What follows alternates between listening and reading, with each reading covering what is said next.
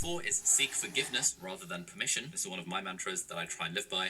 That's pretty standard. And then we go on to rule number 5. Emphasize your strengths. Don't try too hard to fix your weaknesses. This is the one that I slightly disagree with, but Tim Ferriss's point is that, focus more on the things that you're good at, where you're uniquely placed to leverage up your time and your skills. Don't worry too hard about trying to be good at absolutely everything.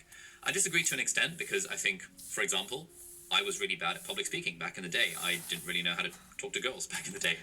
These are things that, if I followed Tim Ferriss's advice to the letter, I wouldn't be focusing on those weaknesses. But, there is stuff that if we know we're bad at it, we can improve at it. But kind of his main point is it's all about thinking about what are your strengths and playing those up. Rule 6 is a nice one, and that's money alone is not the solution.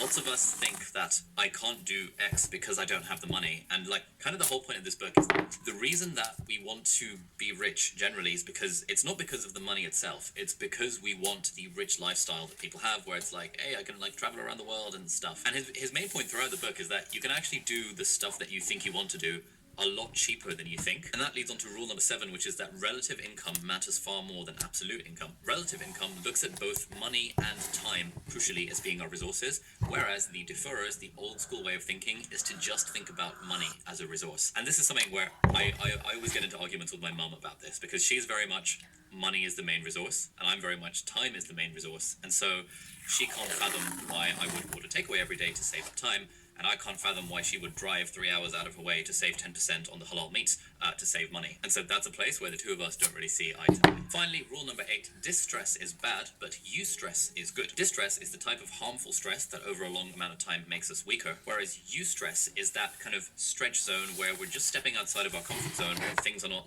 full-on panic mode, and so eustress is what helps us grow, whereas distress is what makes us have problems further down the line. So that's sort of the first key idea of the book. These are the 8 rules for joining the new rich, or the new school way of approaching life. And then for the rest of the book, he talks about a 4-part method for getting to this point where you are